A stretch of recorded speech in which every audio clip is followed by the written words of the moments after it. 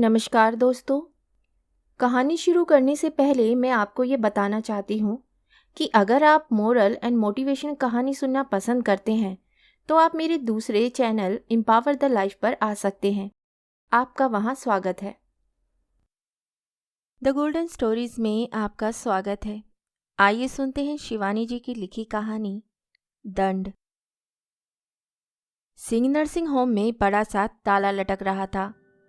लोकप्रिय डॉक्टर सिंह के अकस्मात इस तरह आलोप हो जाने पर उनके कई मरीजों की अवस्था और बिगड़ गई थी। अब क्या होगा? अपने हाथों का चमत्कार दिया, उन्हें मृत्युंजयी औषधि पिलाने वाला मसीहा ऐसे अदृश्य क्यों हो गया? यह ठीक था कि कई दिनों से डॉक्टर सिंह ने अपने क्लिनिक में किसी भी नए मरीज को नहीं लिया था। फिर भी निराश मरीजों के असहाय आदमियों की एक लंबी कतार उनके सेक्रेटरी के चरणों पर सिर रखकर गिड़गिड़ाती रही थी। जैसे भी हो एक बार डॉक्टर सिंह उनके मरीजों को देख भर लें। पर सेक्रेटरी बेचारा क्या करता? डॉक्टर साहब अपनी सजी कोठी के सबसे ऊपर के कमरे में स्कॉच लेकर बंद थे। किसकी मजाल थी कि द्वार खटखटा दे। बीच बीच में उनका गूंगा नौकर बदलू काली तेज कॉफी की ट्रे वहीं पहुंचाता रहता। साहब क्या कर रहे हैं? कैसा मूड है? बैठे हैं या लेटे हैं? किसी भी प्रश्न का उत्तर गूंगा नहीं दे पाता तो डॉक्टर सिंह का सेक्रेटरी सुशील रॉय झुंझला उठता। कैसी भी अटूट संपत्ति क्यों ना हो, ऐसे भला कितने दिनों तक काम चलेगा? बंधे मरीज क्या उनके लिए बैठे रहेंगे? यही सब कहना चाहता था उनका युवा सेक्रेटरी। डॉक्टर सुशील राय पर कठोर प्रभु का आदेश था, सिवा गूंगे बदलू के उनके कमरे में कोई ना आने पाए। ना जाने कितने इष्ट मित्र आकर लौट गए। जब रंगे बालों और लंबे नाखूनों वाली विधानसभा की सदस्या रानी शिव सुंदरी भी बड़ी देर तक व्यर्थ द्वार भड़बड़ाकर भुनभुनाती लौट गई और शांत स्वर में डॉक्टर सिंह को कहते सुशील ने सुन लिया, शिवी मुझे कुछ दिन क्षमा कर दो। मैं शरीर और मन दोनों से अस्वस्थ हूँ। तो वे समझ गया कि लोह द्वार अब किसी मिलने वाले के लिए नहीं खुलेगा। पर दूसरे दिन आधी रात में कुछ पलों तक द्वार खुला था। नर्सिंग होम के जिस वीआईपी मरीज को दूसरे दिन छुट्टी मिलने वाली थी, उसे अचानक दिल का दूसरा दौरा पड़ गया। डरते डरते डॉक्टर राय ने द्वार खटखटाया। ना खटखटाता और इसी बीच मरीज को कुछ हो जाता तो शायद सिंह नर्सिंग होम की नींव ही हिल जाती। मरीज किसी जनसंघी मंत्री का साला था, एकदम टाइट बम। कब घातक रूप से फट पड़े पता नहीं। देखभाल करने को साथ में निरंतर बनी रहती उनकी समाज सेविका साली। उसी ने डॉक्टर सुशील को एक प्रकार से कंधा पकड़कर सीढ़ियों पर धकेल दिया था। जैसे भी हो डॉक्टर सिंह को नीचे खींच ले आओ, नहीं आए तो उनके हक में ठीक नहीं होगा। मरीज को जब यहाँ लाए हैं तो उनके जीवन की जिम्मेदारी भी उन्हीं पर है। डॉक्टर सुशील ने शायद घबराकर द्वार कुछ जोर से ही बड़बड़ा दिए थे। सर मंत्री जी के साले की हालत बहुत खराब है, एक बार चलकर देख लिया जाए। भाड़ में जाए तुम्हारा मंत्री का साला। 100 दानव कंठ एक साथ गरज उठे थे, पर फिर कुछ सोचकर उन्होंने स्वयं ही द्वार खोल दिया। प्रभु का स्याह चेहरा देखकर सुशील सहम गया था। लगता था कई दिनों से कमरे में स्वेच्छा से बंदी बने डॉक्टर सिंह ने शरीर पर मनमाना अत्याचार किया है। अव्यक्त व्यथा से चेहरा झुलसकर एकदम काला पड़ गया था, जिसे अपने 10 वर्ष के साहचर्य काल में एक बार भी बिना दाढ़ी बनाए नहीं देखा था। जिसका तीखा सुडोल चिंबुक भरे कपोल सदा नवजात शिशु के नरम गालों से ही दिखते। उन्हीं पर खुरदरी सफ़ेद झाड़ी सी दाढ़ी उगाई थी। जो व्यक्ति दिन में नित्य 2 बार भड़कीले सूट बदलकर ही मरीजों की नाड़ी पकड़ता था और जिसकी रोबीली पकड़ में आते ही नाड़ी स्वयं आश्वस्त हो एक्यूजर बनी, किसी अपराधी से पक्के रोग दस्यु को पकड़ा, उसका पूरा इतिहास उगल देती थी। वही सुदर्शन व्यक्ति आज स्वयं कटघरे में खड़ा अभियुक्त सा लग रहा था। केवल बनियान और पायजामा पहने ही वह मरीज देखने उतरने लगा तो सुशील के जी में आया उसे टोक दे। सर ड्रेसिंग गाउन डाल लीजिए, वहाँ उनकी साली भी है। वह जानता था कि स्वाभाविक मानसिक अवस्था होने पर ऐसी बेढंगी पोशाक में डॉक्टर सिंह शायद घर की जमादारनी के सम्मुख भी नहीं खड़े होते होंगे। मरीज की अवस्था सचमुच ही शोचनीय थी, पर डॉक्टर सिंह उसे देखते ही एक बार फिर पुराने डॉक्टर सिंह हो गए। मरीज की शोचनीय अवस्था ही तो उन्हें पुलकित कर उठती थी। शत्रु पक्ष के साथ ही ली गई टक्कर तब ही आनंद दे सकती है जब दोनों ओर का पलड़ा समान हो। अपने कठिन शत्रु की दुर्बलता को उन्होंने इस बार भी पकड़ लिया। सिद्ध पहलवान की भांति आत्मविश्वास का डंडा बांधकर वे अखाड़े में कूदे और पल भर में शत्रु उनके चतुर दांव पेच से उलट पड़ा था। ऑक्सीजन प्लांट लाओ, फला इंजेक्शन, फला दवा। आप यहाँ क्या कर रही हैं? जाइए बाहर। उन्होंने हो हल्ला मचाती मरीज की तेजस्वी साली को ऐसे डपट दिया जैसे वे स्कूल की बच्ची हो। मरीज के कमरे में आत्मीय स्वजनों की भीड़ देखकर वे तुनक मिजाज डॉक्टर ऐसे ही भड़क जाता था।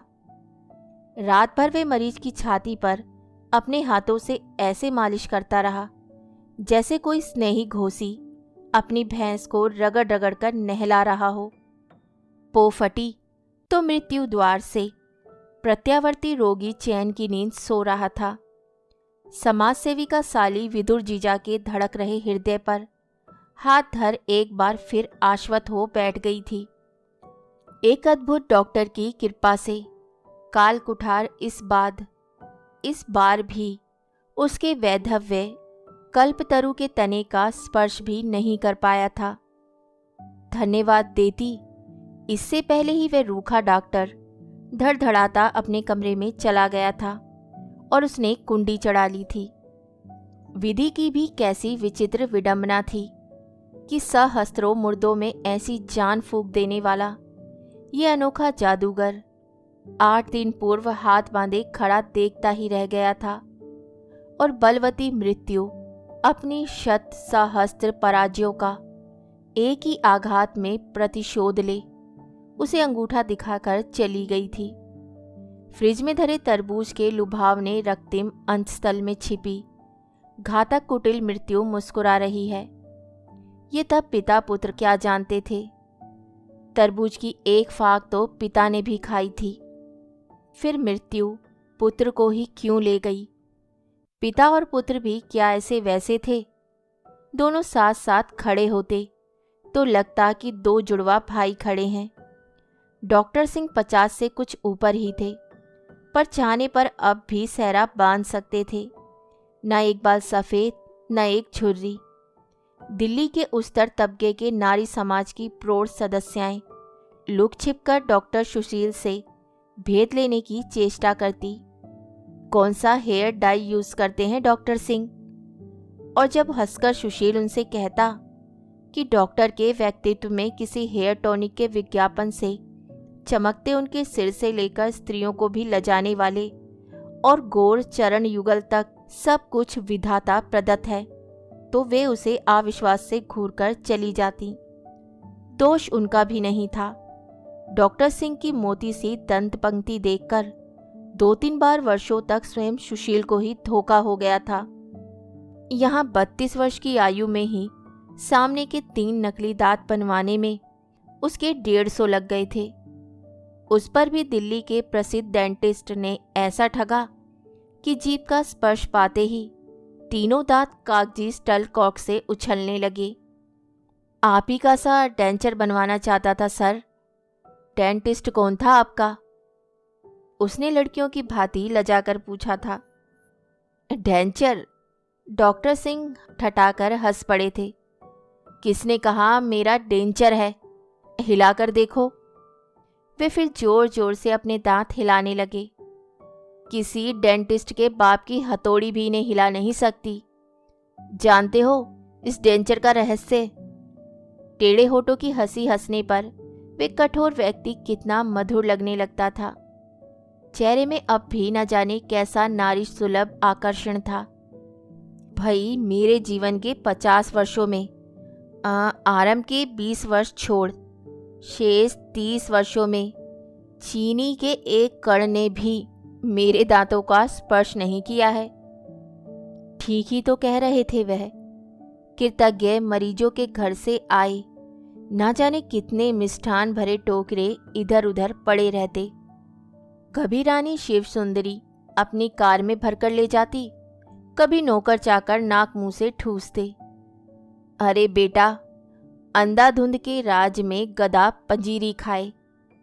सुशील की माँ कहती, पत्नी होती तो ऐसा होता। मृत पत्नी का बड़ा सा तैल चित्र उनके विजिटिंग रूम में टंगा रहता। कुछ दिनों पूर्व उनका एक प्रतिभाशाली मरीज अपनी समस्त कृतज्ञता डॉक्टर पत्नी की एक विराट ताम्र मूर्ति में ढालकर उन्हें उपहार दे गया था। कैसी तेजस्वी महिला रही होंगी वह। ताम्र तेज से घुल मिल गया अद्वितीय गणन के चेहरे का गंभीर तेज आंखों को बरबस बांध लेता था। बालों की एक घनी लट को चतुर मूर्तिकार ने सुडोल वक्षस्थल पर शायद जानबूझकर ही उतार दिया था। उस मूर्ति का वही अंग उसके लिए मृत्यु का संदेश लेकर आया था। 25 वर्ष की अल्पावस्था में ही डॉक्टर पत्नी की अकाल मृत्यु का कारण बना था, असाध्य ब्रेस्ट कैंसर। फिर उन्होंने पिता के लाख कहने पर भी विवाह नहीं किया। अपनी अधूरी डॉक्टरी पूरी कर वे कुछ दिनों विदेश में ही बसे रहे, फिर स्वदेश लौट आए। तालुकेदारी बेचकर दिल्ली में ही उन्होंने अपना क्लिनिक खोल लिया था। पुत्र विदेश में ही पिता के पेशे की शिक्षा ग्रहण कर रहा था।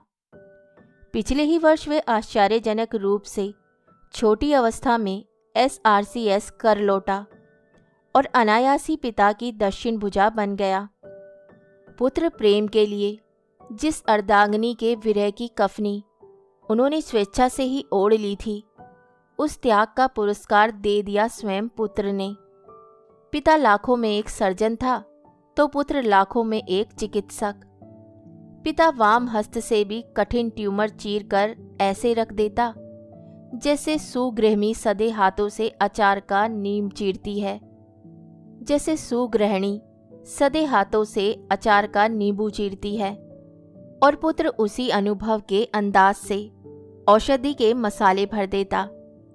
फिर वर्षों तक शरीर के पारदर्शी कांच के से बोयाम में भरे उस स्वरचित प्रिजर्व को पिता पुत्र बड़े गर्व से देखते। अब वर्षों तक उसके सड़ने गलने का प्रश्न ही नहीं उठ सकता था। पर कभी कभी नाम की भी कैसी व्यर्थ मरीचिका बनकर रह जाती है। डॉक्टर सिंह के ससुर थे रसिक कवि, अवध के सुप्रसिद्ध तालुकेदार। उन्होंने नाती का नाम धरा था मृत्युंजय, पर मृत्यु को नहीं जीत सका बेचारा। मृत्यु ने ही उसे जीत लिया। उसके क्लिनिक में बैठते ही मरीजों की संख्या में समृद्ध घरों की सुंदर किशोरियां स्वेच्छा से नकली रोगों का वर्ण कर डॉक्टर सिंह की पैनी छुरी पर गिरने बहुत बड़ी संख्या में आने लगी। तो डॉक्टर सिंह मुस्कुराए थे। चंचल पतंग सुदर्शन पुत्र के पौरुष दीप पर ही जलकर झुलसने जुट रहे हैं। वह समझ गए कुछ बीमारी नहीं जुटती तो अपने टॉन्सिल ही सुझा लेती। पुत्र के आते ही किशोरी रोगिणियों की संख्या ऐसी बढ़ी कि उन्हें अपने क्लिनिक में नया विंग बढ़ाना पड़ा। रिश्तों का तो पूछना ही क्या था, पर पुत्र पिता से भी अधिक चतुर था। विदेश की सुरा सुंदरियों ने क्या कभी उनके कार्तिकेय से पुत्र को निरामिष भोजी रहने दिया होगा? अपने ही अनुभव की डायरी खोल वह अपने विदेश प्रवास के रंगीन की स्मृति में घंटों तक डूब जाते। भारत के सुस्वादु छायाग्रास को विदेशी सिंहिकाएं किस स्वाभाविकता से ग्रास कर लेती हैं, वे खूब जानते थे। इंडियन करी की ही भांति इंडियन पुरुष को देखकर भी उनकी लार अनायास ही बड़े गवारू ढंग से टपकने लगती है, इसका उन्हें स्वयं अनुभव था।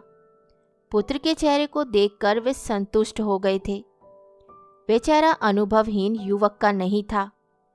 ऐसा न होता तो अब तक वह ना खाए पिए भिक्षुक की भांति उनके क्लिनिक की विमान परिचारिकाओं सी सुंदरी नर्सों के इंगित मात्र से परसे जाने को तत्पर थालों पर कब का टूट पड़ा होता।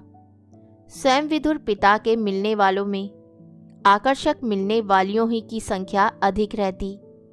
वे संसारी पुत्र भी समझता था।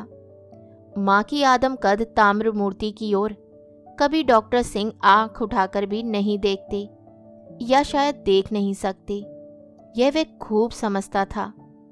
फिर नर्सिंग होम का नाम धरा था सुधा नर्सिंग होम। कभी कभी दिवंगता माँ के चित्र को एकांत में देखता तो युवा मृत्युंजय के होठ व्यंग्य से टेढ़े हो जाते। पिता का ये कैसा खोखला प्रदर्शन था। उसी मूर्ति के पास ब्रिज टेबल पर क्या वे उस विधान सभा की धूर्त सदस्या के साथ पिता की ही ठीठी नहीं सुन चुका है?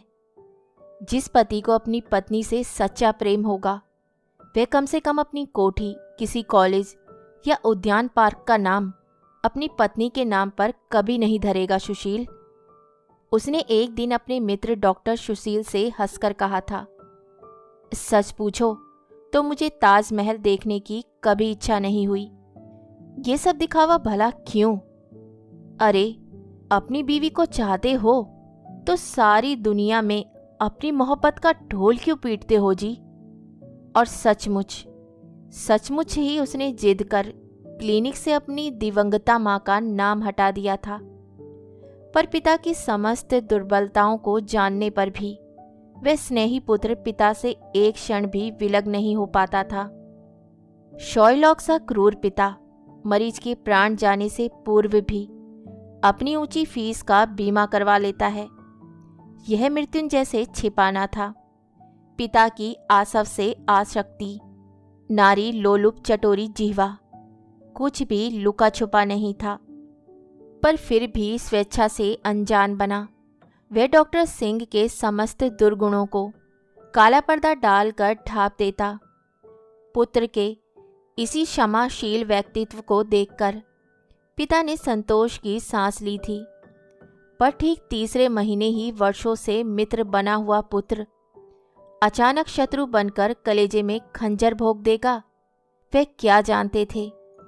पलक झपकते ही सब कुछ हो गया था। 2 उल्टियां और नैन पुतलियां उलट गई थी। केवल एक बार अर्थी पर अबोध शिशु की भांति पछाड़ खाकर डॉक्टर सिंह ने पूछा था, यह मुझे कैसा दंड दे दिया प्रभु। कुछ ही क्षणों में वह लोह पुरुष टूट गया था। फिर भागकर उन्होंने कमरा बंद कर लिया था। अर्थी कौन ले गया, किसने कंधा दिया, किसने मुखाग्नि दी, उन्हें कुछ पता नहीं रहा। कभी कभी सुशील के जी में आता उन्हें बाहों में बांध कर कहे, सर क्यों जी छोटा करते हैं? मैं अब आपका बेटा हूँ। वचन देता हूँ सर, जीवन भर कुंवारा रहकर आपके पास बना रहूँगा। आपका पुत्र नहीं रहा तो दूसरों के पुत्र तो हैं। उन्हें असाध्य रोगों से मुक्त कर अपने पुत्र का अमर स्मारक बनाइए। पर वह मन ही मन सब समझता था। सगे पुत्र का धुंधला टिमटिमाता तारा जब टूटकर गिरता है तब फिर नक्षत्र खिंच व्योम भी उस क्षतिग्रस्त शून्य की पूर्ति नहीं कर सकता। फिर भी रात भर जागकर उसने कई बार रटकर वे वाक्य कंठ में साधे थे जो वे डॉक्टर सिंह से कहेगा। जैसा भी होगा वह उन्हें आज क्लिनिक में खींच ही लाएगा। वे जाने के लिए तैयार हो ही रहा था कि गूंगा बदलू डॉक्टर सिंह का पत्र थमा गया। सुशील, लंबी छुट्टी पर जा रहा हूँ। शायद लौटूं और शायद नहीं। सारा अकाउंट और क्लिनिक तुम्हें सौंप गया हूँ। जी में आए तो चलाना और जी में ना आए तो ताला डाल देना। तुम्हारा डॉक्टर सिंह। बदलू की आंखों से अविरल अश्रुधारा बह रही थी। कहाँ गए, कब गए? एक प्रकार से उसे हिला हिलाकर सुशील ने झिंझोड़ कर रख दिया था। पर फलहीन ठोठ वृक्ष सा बदलू हिलाए जाने पर भी फल कैसे गिरा सकता था?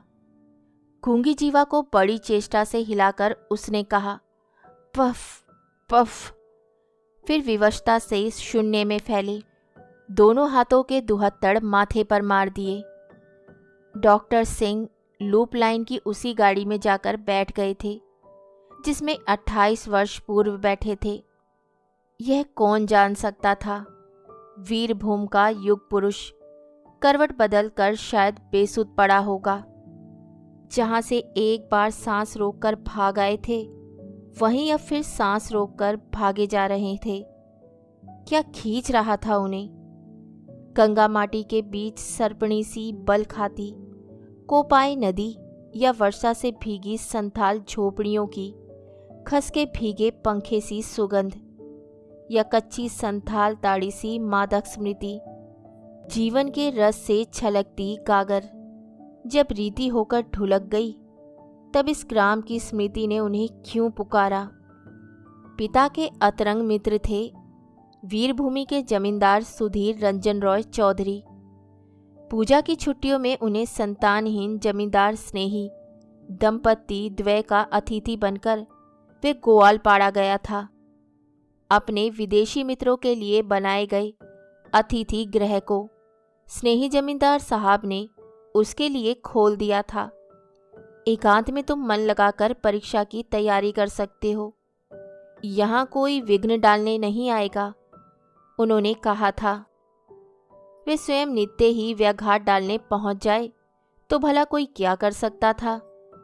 मोटी मोटी चिकित्सा विज्ञान की पुस्तकों में डूबा तरुण डॉक्टर जैसे ही खिड़की खोलकर बैठता वैसे ही पास ही जमींदार साहब की पुत्री की स्मृति में बन रहे कन्या पाठशाला भवन का निर्माण कार्य आरंभ हो जाता। छत पीटती संथाल युवतियों की आकर्षक पदचाप का मृदु संगीत उसके अध्ययनशील चित्त को नीरस जीव विज्ञान की पुस्तकों से उत्कोच देकर फुसला रहे किसी लंपट व्यसनी मित्र की ही भांति खींच ले जाता।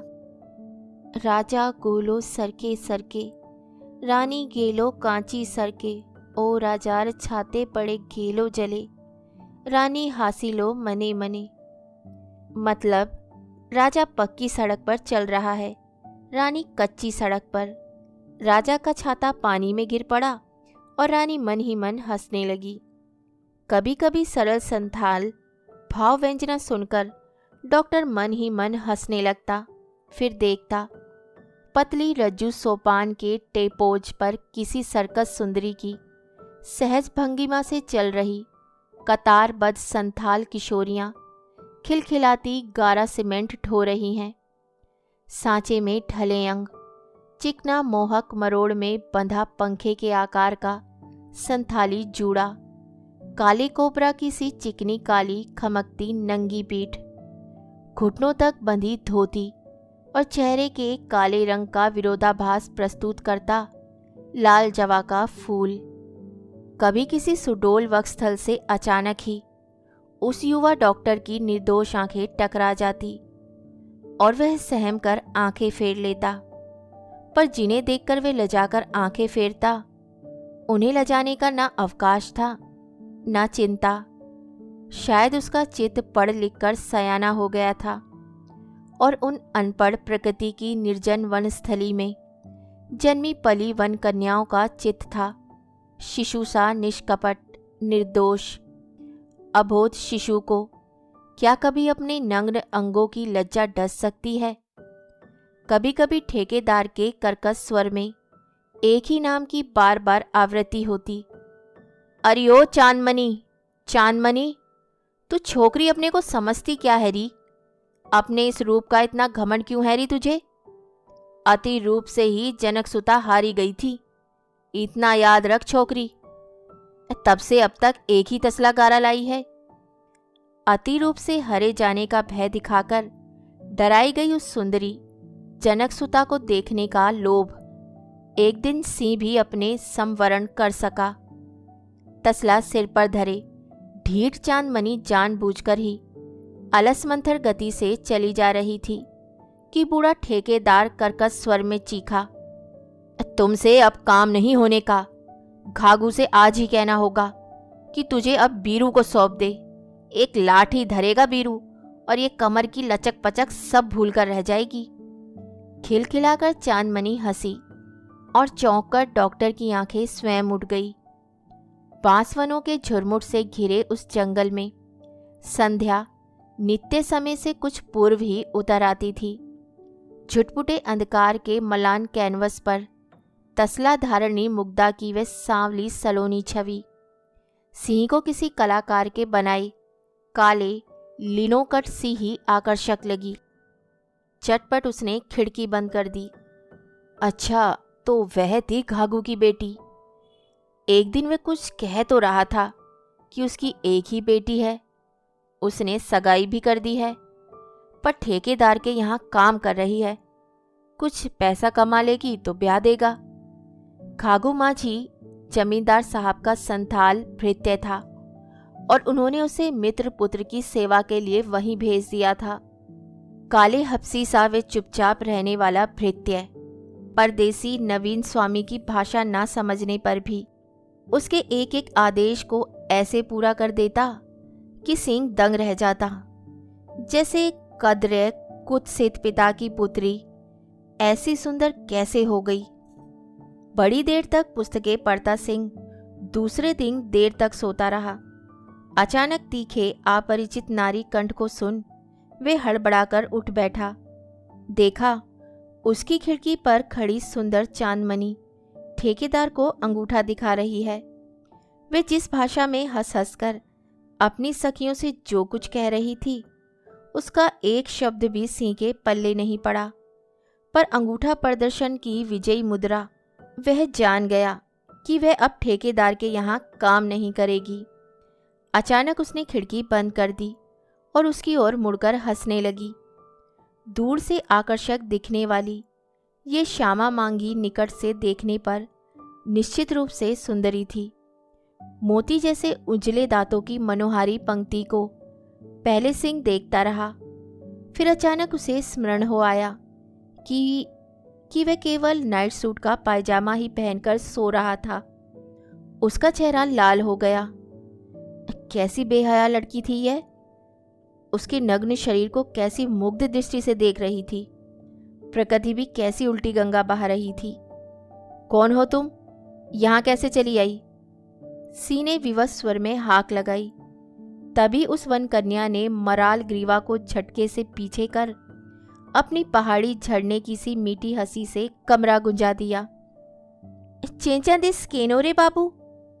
मतलब चिल्ला क्यों रहा है रे बाबू? फिर अपने गूंगे पेंटो माइम से उसने माथे पर हाथ धर नकली खांसी खास अपनी कलाई पकड़कर उसे समझा दिया कि घाघू बीमार है और अब वही काम करेगी। अजीब मूर्ख है जंगली घाघू।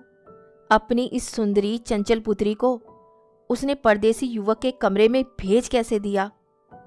फिर तो कुछ ही घंटों में चांदमणि ने उसके कमरे की छत ही किसी प्रचंड गति के साइक्लोन की भांति उड़ाकर धर दी थी। पहले महा उत्साह से उसके लाल जूते पर काली पॉलिश पोताई। जब तक वे जूते की दुर्गति देख छीनने लपका, नए लाल जूते का अर्धधांग काला बन चुका था। फिर उसने स्टोव में न जाने कितने अनाड़ी पंप भर डाले कि मिट्टी के तेल की फुहारें छोड़ता स्टोव क्रुद्ध सर्प सा फुकारने लगा। भागकर झुंझलाए सिंह ने स्टोव बुझाया और हाथ हिला हिलाकर उसे दूध का कटोरा डबल रोटी दिखाकर समझाया कि वह चली जाए। खाने को ये सब है, वह खा लेगा। मुस्कुराकर वह ऐसे बैठ गई जैसे वह समझ गई हो। हार कर वह अपने पलंग पर बैठ गया। बड़ी देर तक जब उसके जाने की आहट नहीं मिली तो उसने सहम कर चौके में झांका। देखा तो सुंदरी चांदमणि दूध के कटोरे में समूची डबल रोटी डुबो डुबो कर खा रही थी। नवीन स्वामी को देखते ही निर्दोष हंसी से सांवला चेहरा उज्जवल हो उठा। तू ही बोले हीश खा, मतलब तूने कहा था खा, उसने कहा। हाय रे दुर्भाग्य, पता नहीं ये कुछ का कुछ समझने वाली पगली कभी कुछ अनर्थ ना कर बैठे। खा पी कर चांदमणि उसकी भोजन व्यवस्था में जुट गई। ना जाने कहाँ से वे आंचल में ढेर सारी शुक्टी, मतलब सुखाई गई छोटी मछलियाँ ले आई थी। उन्हीं को तेल में चटपट भूंजकर वे पल भर में आतप चावल रांध लाई। मेज पर चावल की प्लेट लगाकर उसने गलाया गर्म गाय का घी महाऔदार्य से चावल पर बिखेर दिया। जितनी देर वे खाता रहा वे स्वयं चौके के अंतराल में छिप गई। शायद वे जान गई थी कि उसकी उपस्थिति संकोचशील अतिथि को पेट भर खाने नहीं देगी। वे हाथ धोने उठा तो अपने पिता ही की भांति तौलिया लेकर उपस्थित हो गई। तसले में सीमेंट गारा ढोने वाली मजदूरनी कैसे यह सब सीख गई थी। 3 ही दिनों में उस कर्मपरायण सुंदरी सेविका ने अपनी निस्वार्थ सेवा से सिंह को ऐसा जीत लिया कि 3 दिन पूर्व जिसकी वन्य उपस्थिति युवा डॉक्टर को झुंझलाहट से बौखला देती थी, अब उसी के आने का समय होता तो उसकी आंखें स्वयं ही दर्पण की ओर उठ जाती। पहले दिन अपनी छाती और पीठ की नग्नता का स्मरण कर वे लज्जा से लाल पड़ गया था और नाइट कोट ढूंढने को छटपटा उठा था। अब स्वयं ही वे अपने पौरुष का दर्पण उस किशोरी की आंखों पर डाल उसे चौंधिया देता और वे मुग्धा एकटक उसकी नंगी छाती को देखती रहती। अधूरा डॉक्टर शायद नवीन प्रेमिका को प्रभावित करने के लिए ही उसके पिता की पसलियां ठोक पीट एक छोटा मोटा नुस्खा भी लिखाया था। चांदमणि की बड़ी आंखें प्रशंसा में विस्फारित होकर और बड़ी हो गई थी। कभी कभी प्रणय केली में डूबी याचिका को चूल्हे पर जलती मछली का ध्यान ही नहीं रहता। जलांध पाकर वे मछली उतारने भागती तो युवा प्रेमी उसे फिर बाहों में खींच लेता। कैसी अद्भुत दहगंध थी उस वन कन्या की। नई बन रही इमारत की सौंधी गंध ही उसके शरीर में रिस गई थी, या कच्ची ताड़ी के रस की मादक सुगंध थी। उस मधुर श्वास प्रश्वास में कैसा सरल आत्मसमर्पण था उसका। एक बार तरुण डॉक्टर के संस्कारी चित्त के अधमरी विवेक ने विरोध में गर्दन उठाकर घोर आपत्ति भी की थी। यह तुम्हारा सरासर अन्याय है। क्या परिणाम से आंखें मूंद रहे हो? इस निर्दोष अनुभवहीन किशोरी के साथ की गई छलना क्या तुम्हें जीवन भर नहीं डसेगी? पर उद्दाम मुंहफट 24 वर्ष का यौवन, 16 वर्ष का किशोरीय, तालतमान अरण्य से घिरा अतिथि गृह और डूबती संध्या, सब मिलजुल कर विवेक को मुंह हाथ पैर बांध दूर कोने में पटक देते। क्रूर नियति दोनों को शतमुखी विनिपात की खाई में खींच ले गई। चांदमणि सचमुच ही चंद्रपात मणि सी ही तेजस्वी बनती जा रही थी। 7वें दिन घाघू स्वस्थ होकर लौट आया। चांदमणि को कभी कभी वह उसके पिता के सम्मुख ही हंसी हंसी में छेड़ देता। क्यों घाघू, कब कर रहे हो इसका ब्याह? पीरू तो कह रहा था इसी बैसाख में वह इसे ब्याह ले जाएगा। बीरू माझी का नाम सुनते ही वह भड़क उठती। घाघू कुछ कहता, इससे पहले ही वह कहती, पीरू मुखे आगुन। पीरू के मुंह में आग। 7 दिन के लिए आए पाहुने को 20 दिन हो गए थे। चांदमणि नित्य आधी रात को निर्भीक अभिसारिका बनी उसकी खिड़की के नीचे खड़ी हो जाती। 2 लंबे लंबे हाथों की रस्सी उसे ऐसे ऊपर खींच लेती जैसे वह कागज का फूल हो। एक दिन दोनों हाथ उसे उठाने झुके तो वह नित्य की भांति खड़ी नहीं थी। महुआ वृक्ष के नीचे बैठी उल्टी कर रही चांदमणि थोड़ी ही देर में फिर हंसती खिड़की के नीचे खड़ी हो गई। आज मौसी ने ढेर सारा रस पिला दिया, इसी से सिर चकरा गया। उसने हंसी के फूल बिखेर दिए। सिंह रात भर नहीं सो पाया। क्या मौसी के पिलाए ताड़ी के रस से ही उसका माथा चकराया था? ईश्वर करे ऐसा ही हो। सारी रात वह यही मनाता रहा। दूसरे दिन उठते ही उसने अपना सामान बांध लिया। चांदमणि उस दिन अपनी मौसी के साथ शिवड़ी के मेले में रस बेचने जा रही थी। चांदमणि से उसने अपने जाने की बात ही नहीं की और चुपचाप खिसक गया। चलने लगा तो उसने घाघू के हाथ में 100 के 2 नोट धर दिए। कॉलेज फीस के लिए धरे 200 घाघू के हाथ में धर उस मूर्ख स्वार्थी युवक को लगा था कि वे संसार का सबसे उदार व्यक्ति है। इतने रुपए! सरल घाघू की आंखें ही फट गई थी। ऐसी टिप तो उसे जमींदार साहब के अतिथियों ने कभी नहीं दी। चांदमणि के ब्याह में लगा देना, उसने फिर बुजुर्गाना आवाज में कहा था। अब विवाह में देरी मत करना घाघू। फिर तीसरे ही महीने डॉक्टर सिंह ने पिता को अपने विवाह की स्वीकृति दे दी थी।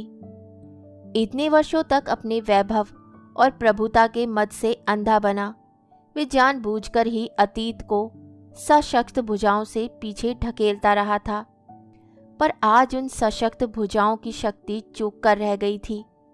जिस सरला किशोरी को वे असहाय अवस्था में छोड़कर भाग आया था, जिसके निस्वार्थ आत्मसमर्पण की सुध शायद ही कभी सुखों के क्षणों में आई थी, उसी सांवले चेहरे पर जड़ी 2 करुण आंखों का मूक उपालंब आज उसे अपने जीवन के चरम दुख के क्षणों में पागल बना उठा। अपनी निरुपायता, आवारापन उसे धिक्कारने लगा और वे फिर उसी विस्मृत गांव की ओर भागने लगा। पहुंचा तो दिन डूब चुका था। पंसारी की छोटी सी दुकान कालचक्र में विलुप्त होकर वहां एक जगमगाता डिपार्टमेंटल स्टोर खड़ा था। जमींदार साहब का पता पूछना व्यर्थ था। वह संथाल ग्राम की ओर बढ़ गया। वहीं वेणुवन और एक कद की पेड़ सी करती झोपड़ियां। अंधेरे ने बढ़कर परिचित हाथ कंधे पर धर दिया। अचानक विलाप का करुण स्वर सुनकर वह ठिठक गया। आ भलाई चांद रे सोना! उसका स्वांग सिहर उठा। धीरे धीरे उसने चोर की भांति बढ़कर खिड़की से झांका। पहले उसके जी में आया, वह जोर से चीख पड़े। छोटे से कमरे का संकुचित क्षेत्रफल घेरे जो लंबी लाश पड़ी थी, वह तो स्वयं ही मृत्युंजय का जीवित संस्करण था। क्या वही पिता को चमत्कृत करने का एक बार फिर अर्थी में बंधने लौट आया था? वही चेहरा, देह की वही सुगठित ललाम श्यामल कांति, उसके चारों ओर घेरा सा बनाए संथाल स्त्रियां घुटनों में सिर डाले करुण सिसकियों का वैसा ही छंदबद्ध संगीत प्रस्तुत कर रही थी जैसा छत पीटने में किया करती थी। मृतक के सामने पछाड़ खाती मां को पार्श्व में बैठे व्यक्ति ने बड़े यत्न से उठाया। डॉक्टर सिंह ने कच्ची मिट्टी की दीवार थाम ली। बूढ़े पीरू माझी को घनी सफेद मूछों के बीच भी उन्होंने पहचान लिया। मत रो चांद, वह क्या अब तेरे रोने से लौटेगा? उन्मादनी चांदमणि एक बार फिर पछाड़ खाकर गिर पड़ी। डॉक्टर सिंह मुड़े और तेजी से भागने लगे।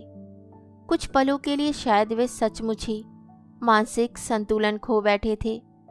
उन्हें लग रहा था उन्मत्त संथाल भीड़ उनका पीछा कर रही है। मृत बलाई की लाश लेकर उन्हें पकड़ वे अर्थी उन्हीं के कंधों पर टिका देंगे। हाफते पसीने से लथपथ जब डॉक्टर सिंह बोलपुर पहुंचे तो सब पैसेंजर गाड़ियां जा चुकी थी।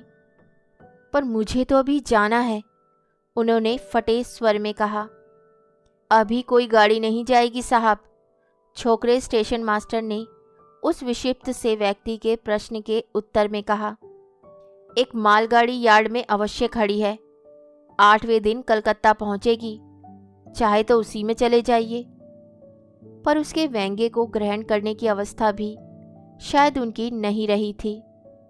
धन्यवाद धन्यवाद कहता वह नित्य एयर कंडीशन गाड़ी में यात्रा करने वाला सुरुचि समृद्ध स्वामी चोरों की भांति इधर उधर देखता सचमुच ही मालगाड़ी के डिब्बे में बैठ गया। सहयात्री थे बड़ी बड़ी दाढ़ी वाले 2 पछाही बकरे और 4 गायें। सबने एक साथ चौंक कर उस डरे सहमे यात्री को देखा। फिर जुगाली करती बड़ी बड़ी करुण आंखों वाली गाय ने सींगों की स्वीकृति दे दी, जैसे सब कुछ जान गई हो। अंजर पंजर हिलाती मालगाड़ी चली। बकरों के साथ साथ वह भी धक्का खाकर गिरा। फिर तिकोनी खुली खिड़की पकड़कर बैठ गया। खिड़की के उसी छिद्र से वर्षों पूर्व के परिचित स्टेशन एक एक कर हाथ मिला गए। मुस्करा, पोनपास, तालित और भेदिया गीली घास और गोबर मिश्रित सुगंध उसे संसार की सर्वश्रेष्ठ सुगंध लगने लगी।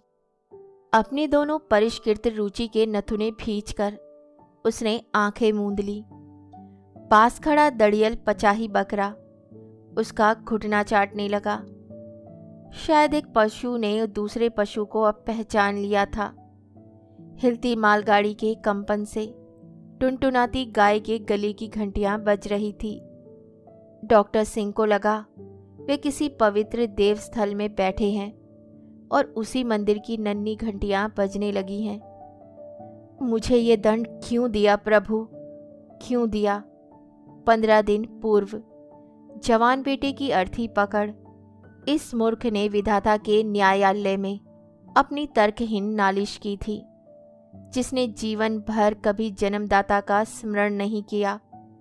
उसी नास्तिक ने संतान के कमजोर मुकदमे का निर्णय देने शायद वे न्यायप्रिय न्यायाधीश उसे इतनी दूर ले आया था। मृत्युदंड सुनकर बहुत से अभियुक्त चेहरे पर स्वयं ही रुमाल बांध लेते हैं। डॉक्टर सिंह ने अपने कांपते घुटनों में मुंह छिपा लिया। कहानी सुनने के लिए धन्यवाद। तो इसी के साथ मैं आपसे विदा लेती हूँ और कल फिर मिलती हूँ एक नई कहानी के साथ। तब तक के लिए अलविदा।